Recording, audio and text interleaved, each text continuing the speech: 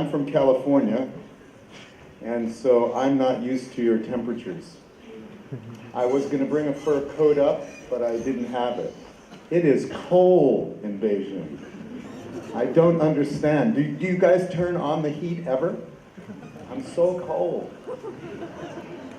So, first of all, I'd like to thank Beijing City itself for taking the leap to finance and support efforts that Professor Bao Chen and my friend Charles Wang are supporting here in Beijing to advance imaging and technology and technique.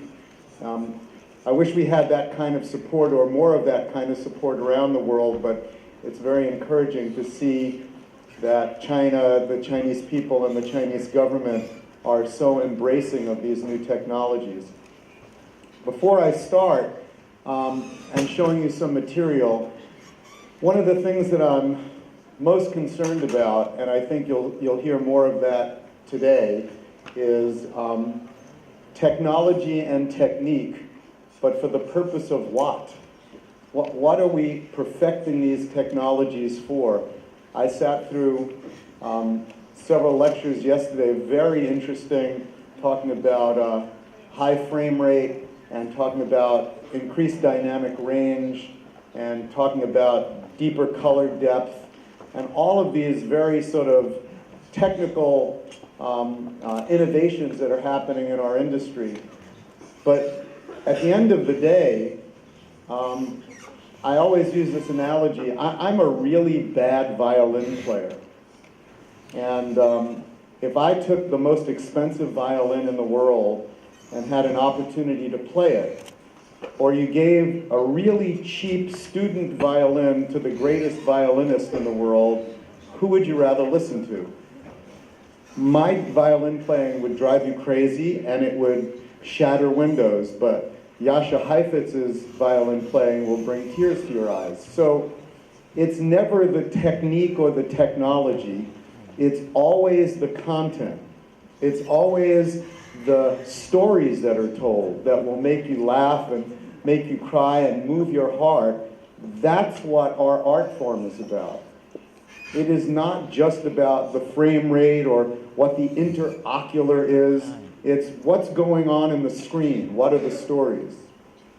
So my biggest concern as we put these symposia together is that we always have to remember, now it's starting to get warm, is that we always have to remember that we're here to tell stories. And as we discuss further today, virtual reality, my question always is, well, isn't it cool, but what stories are we telling? How are we moving people? Somebody once said that virtual reality is like sex in high school. And that is, everybody's doing it, but nobody's doing it very well. So, China has this incredible history of mythology and stories, and I'm always so impressed by the Chinese people and their embracing of their culture and their stories, as varied as China is over the years, to really imbue their life, to imbue modern Chinese life. So I thought today what I would do is, instead of taking you through what the future might look like, because everyone else has done such a fantastic job of what the new technologies in the future would look like, that I might take you through a walk through memory lane of what we used to think was current state of the art. I hope I have control of this. Yes, I do. There we go. Volume, please. A little bit of volume. We have audio. So when I was a little boy, this is what visual effects looked like in the in my purvey of going to outer space. I was very excited about stories of Flash Gordon and watching television shows that talked about what the future might look like. And so this is what visual effects looked like in the early 60s and mid-60s. And as you can see, we would just take monkeys and put them in suits and put them on a set and try to make it look like it was outer space by sort of coloring the sky or something like that. Very, very simple things. And, but to a 10-year-old or 12-year-old boy, when I was watching this as a young boy, it took me to a different place. I really believed that this is what space looked like. Or, you know, Ray Harryhausen, using stop motion technique where he would build these little characters and then photograph them one frame at a time. And it scared the hell out of me when I was a boy. Looking at this, I thought, okay, these skeletons were actually going to come and get me, and that they did live. And it took me to a place that I couldn't have gone without visual effects. Can I have a little volume here? Is there sound? See, we're very good at images, but we're not good at sound. We have to work on that.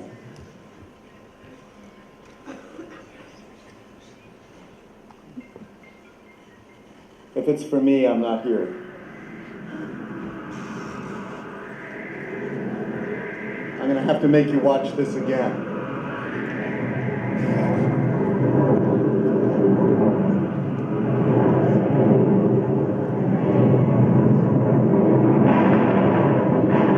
You can bring the sound down just a little.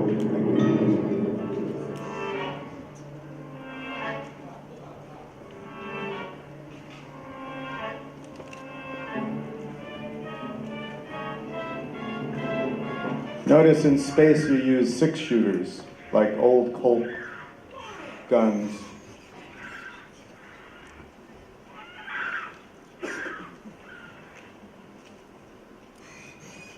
And obviously shot on on location at some mining company with a trained monkey, which is what one did. Again, as I said, Ray Harryhausen's great stop motion work.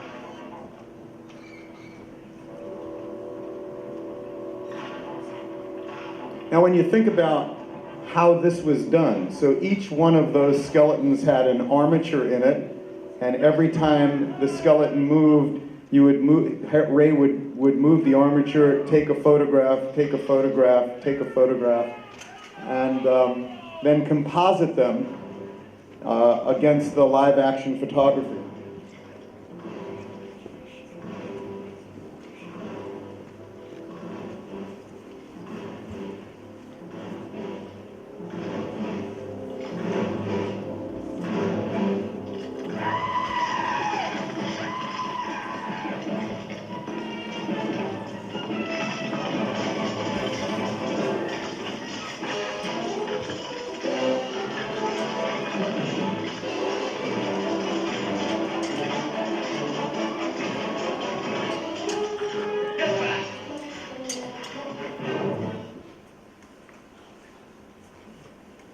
So we moved out of the 60s and things started to get a little bit more interesting. Let's see if I could play this.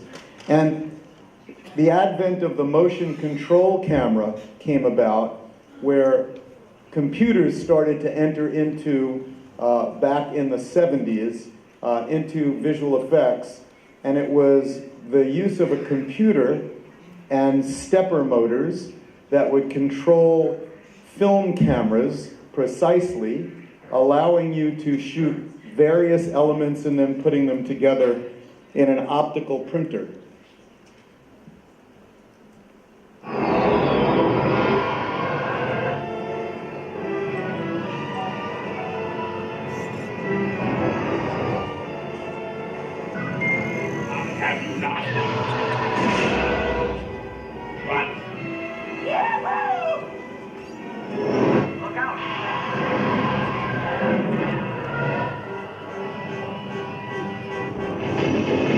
You're all clear, kid. Now let's blow this thing and go home. 1977. That was a Grass Valley switcher.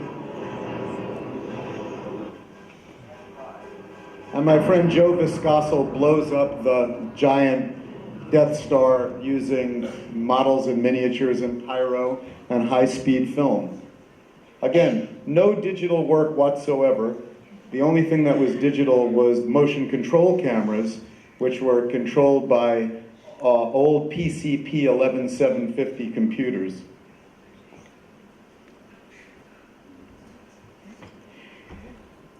This was a film that we did for Blake Edwards. It was supposed to be a funny sequence where actually there was hand roto animation, cell by cell, of glow-in-the-dark prophylactics.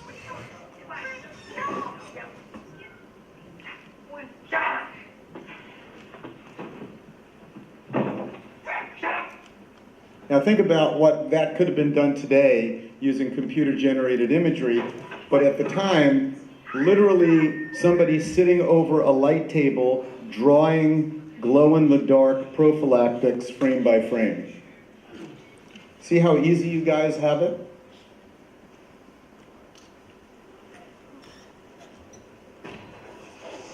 Then in the late 1980s, we did a film for Steven Spielberg, and it was called Always. And we were trying to figure out how to do pyro and light trees on fire and create an environment where it looked like there was an actual forest fire, and it looked like that our stars were in an airplane putting that fire out. Everything you see here is practical. So we built a forest out of aluminum trees in a hangar with real fire and lit them on fire. The airplane is a miniature model of a A-26, about 1/5 scale, hung on wires. The camera that shot it was on bungee cords, so it allowed the movement of the camera. And obviously, the actors are sitting in a set piece, shot against green screen, and then the backgrounds are matted in. Turn up the volume if you could, please.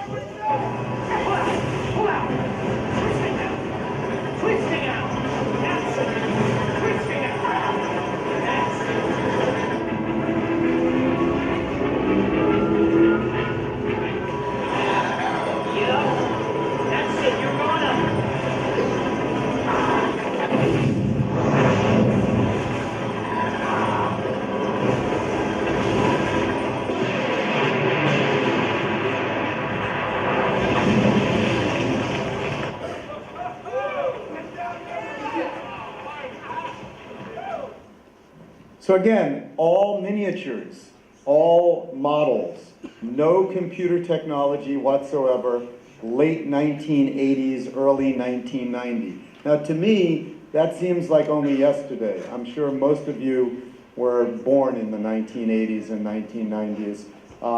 But it was a very different time back then, where when we would do compositing, we would actually have to do it in a way where we would send film clips to a film lab, and then we would wait 2 or 3 days to get the film back, and then we would review it, and if it didn't work, we'd have to do it again.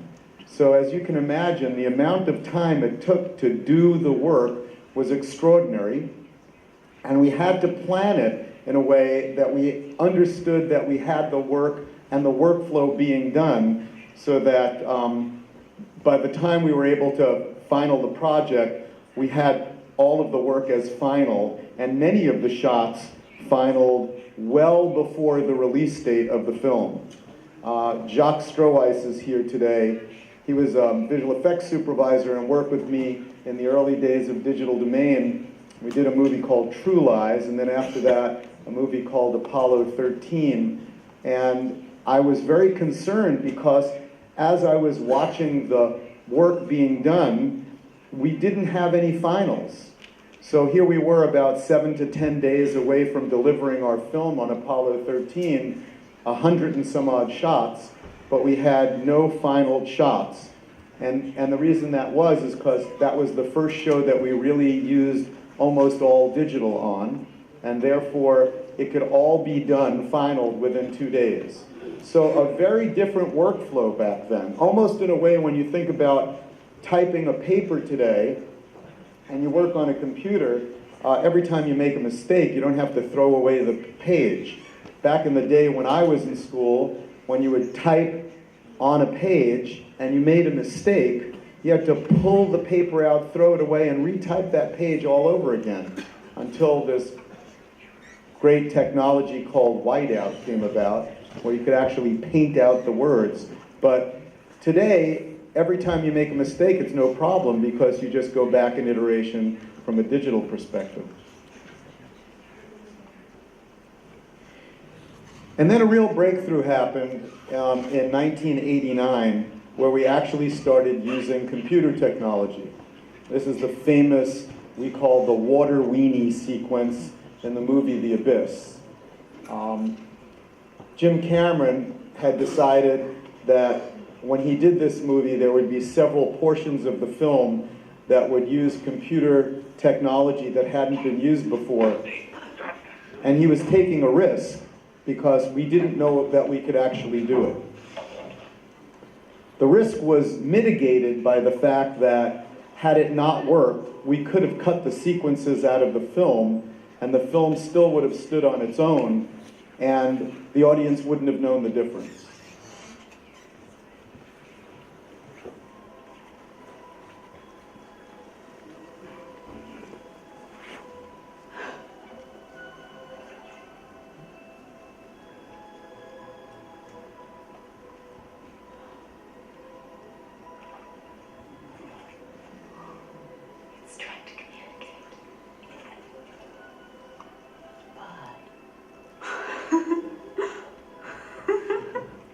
It's wonderful. It's me. It's okay, it's okay.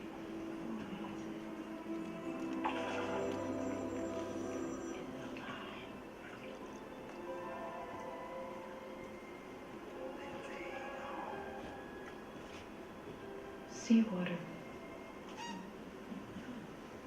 It got a little bit more complicated the next go around, where now the use of digital technology and computer imaging still at its very, very early stages. For example, at the time this was being done, there was no user interface, no graphical user interface that was valuable enough for actually an artist to be able to create images in a computer-generated world. Almost all of the people that I had hired back in the late 80s and even to the extent in the early 90s were actually computer scientists who, while not artists, had the ability to understand and interact with a computer where they were writing their own algorithms. So again, no user interface. The next project that we worked on, though, now we took more of a risk where the lead character in the film was actually a computer-generated image, and therefore we couldn't back out of it as we could have on The Abyss.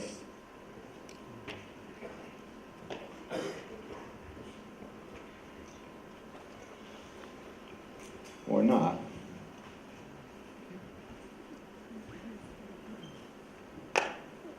Lights down, please. So again, we had to do some early stage performance capture, as it was. There was no actual performance capture, but we painted a grid on Robert Patrick's body to be able to capture that on film and then use that film as sort of a rotoscoping capability for our computer models.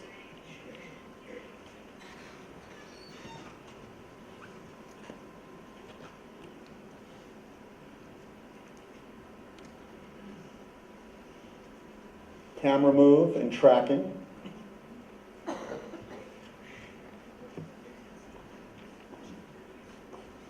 Walk cycle of the Terminator.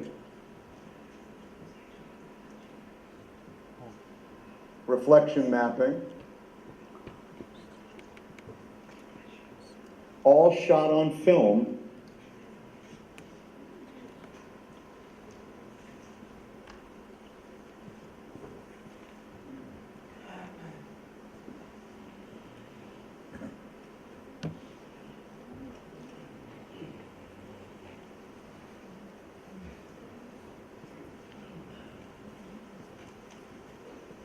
And the final composite shot.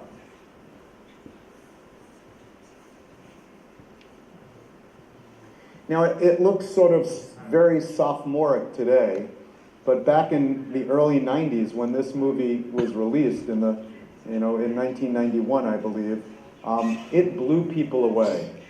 Again, as a service to the story was critical in what this was about. We just didn't have spaceships flying around as George Lucas might have had in episode 1 because he could. We actually had to create imagery that was in the service of the story and not there as eye candy.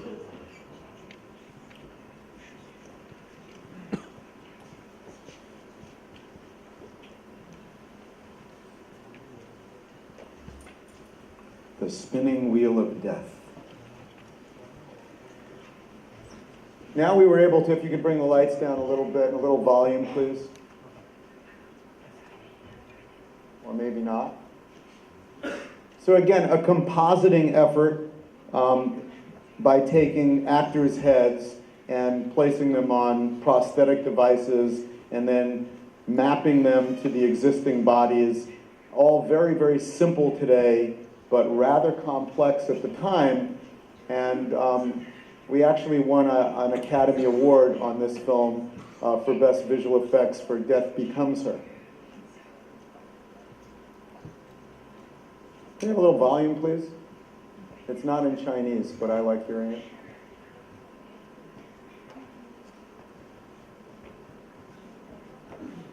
Or not.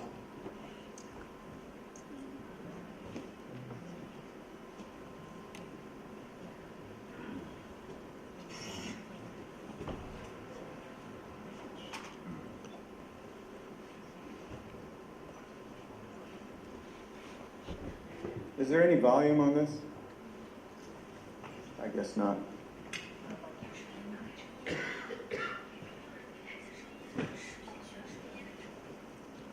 So things started to get more and more interesting as we started using SGI equipment and we started to use Macintosh equipment to be able to create imagery that we didn't think we would be able to create only several years before. Obviously, one of the next breakthroughs that we had was Steven Spielberg's Jurassic Park, which personally I think sort of changed what cinema was all about and the use of visual effects and animation in cinema.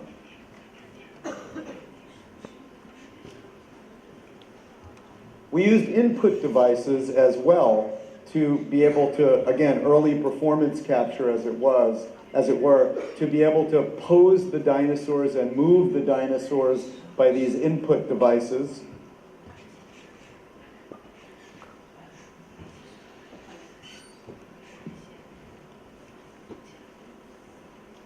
This computer does not like me. I don't understand. Volume, please. Volume, please.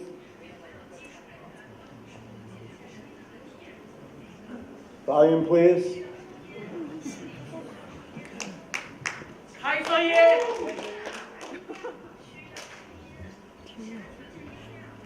If you have to start it again, don't do it. Don't do it. Why is there no volume?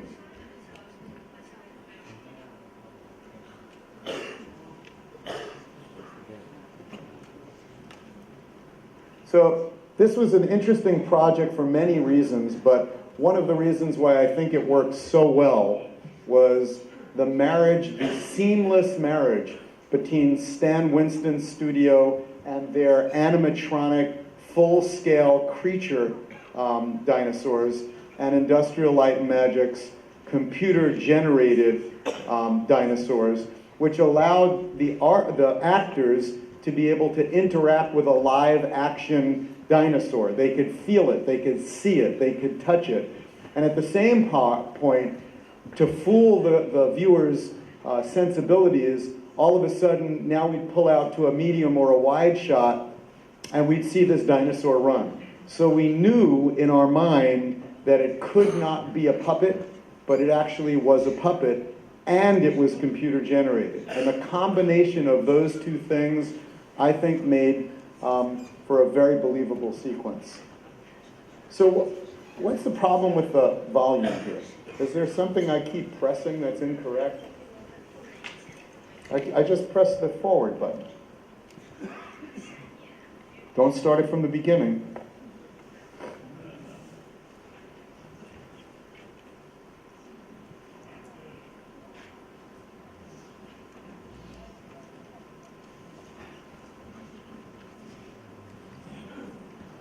Volume.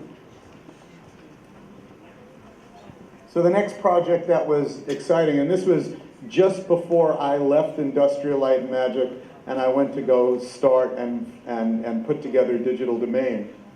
And it had nothing to do with this conference here. I could sing a song if you'd like. I take requests. I'm not a very good dancer, but my wife is. You must remember this. A kiss is but a kiss.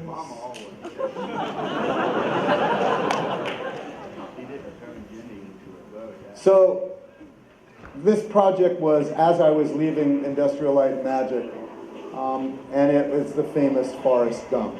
And so now things started to come together with computerized sets, set extensions, computer-generated props, visual effects, animation, etc. And it was really the beginning of the explosion of what was to happen over the next 20 some odd years. Could have sworn there was more than that, but let's try the next one.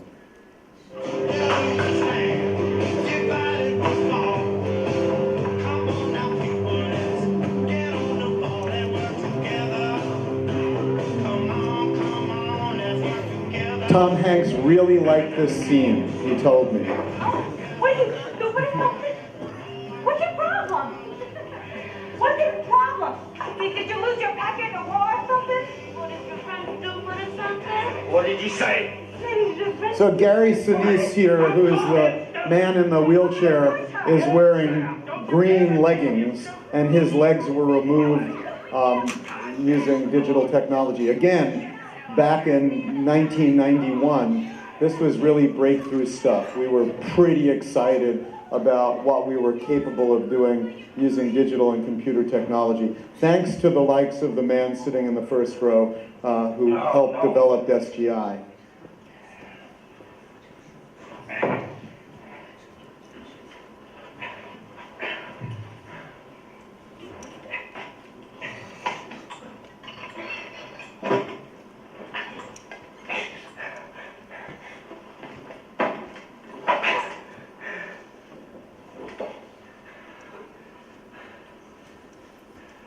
I'm sorry I ruined your New Year's Eve party, Lieutenant Dan. She tastes like cigarettes.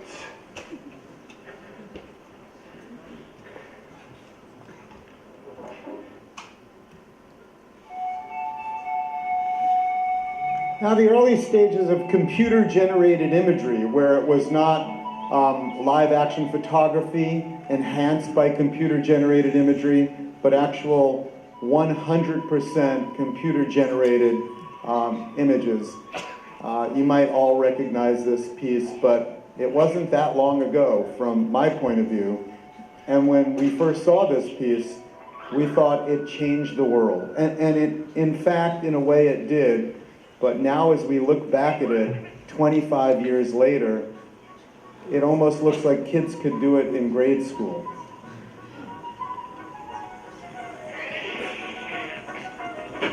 And for all of the technology that is not there, what is there is great performance by the animators. So again, it's the story, stupid. It is not the technology.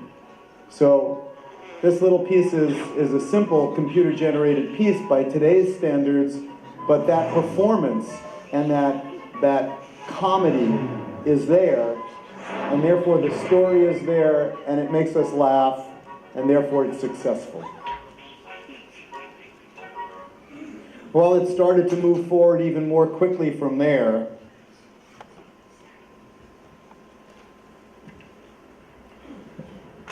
And again, as we look at this today, it sort of looks very sophomoric. It doesn't look like very depth-oriented, computer-generated imagery. It clearly is an avatar. But again, once again, Mr. Lasseter and the people at Pixar create a world-class story that moves people, and that even though when we look at the film and we look at what are supposed to be live-action people, not the toys, they look like bad CGI, we didn't care because these guys moved us. We loved them. You, my friend, are responsible for delaying my rendezvous with Star Command. You are a toy! You weren't the real Buzz Lightyear, you're an action figure! You are a child's plaything! You are a sad, strange little man. I have my opinion. Farewell. And then we go further.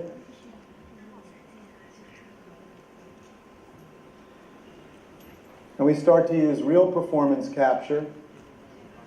And that real performance capture now drives so many different things. And this is The Mummy.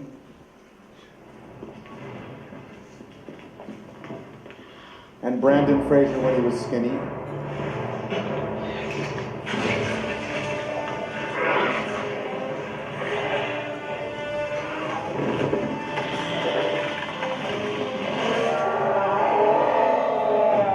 We are in serious trouble.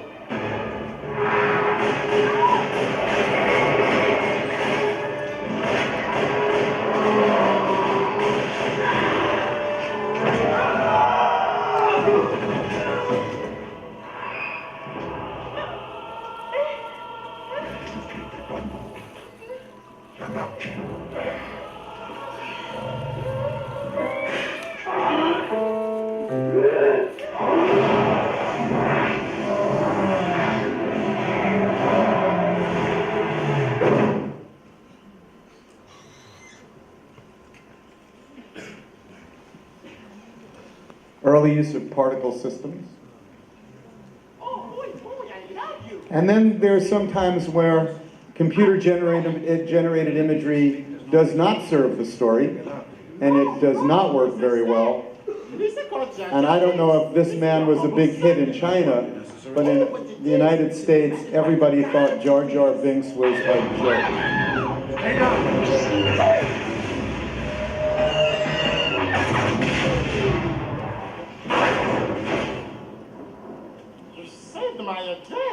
What's this? A logo. Let's get out of here before more droids show up. More? More did you say? Sometimes it works, sometimes it doesn't. I'd like to thank my friend Jim Morris, who used to work for me back at Industrial Light and Magic and is now the president of Pixar, for giving me a bunch of these clips as well. You feel dead. In Pirates of the Caribbean, Like the dark abyss. to be able to create this creature, I think, was critical to the story, and gave a feeling of what these creatures might be like. I know Crash McCreary, who's the man who developed these creatures, spent quite an inordinate amount of time with Gore Verbinski, the director, getting exactly what that creature might look like, and then handed that artwork over to Industrial Light and Magic to create this Academy Award-winning performance. running out of time here, so I'll jump through maybe one or two more.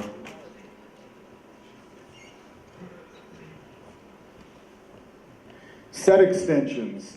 Now everything can be shot on blue screen and green screen, and all of the images that you see on the screen, many of which could be created in the computer. So in a very short period of time, at least from my perspective, 15 or 20 years goes by from the first clips I started to show you from ILM to this point, and now movie making has changed drastically.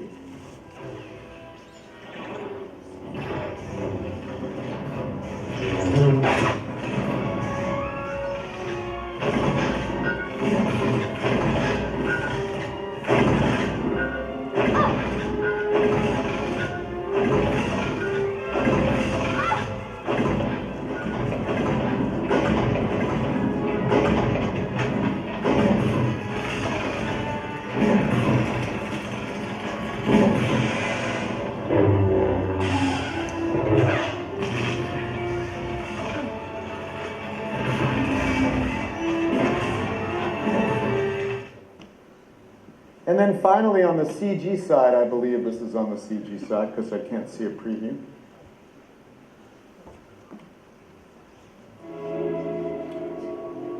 Computer-generated imagery really starts to hit its maximum potential where a movie with hardly any dialogue whatsoever is able to carry an hour's worth of material and move audiences around the world to see what life might be like under President Donald Trump.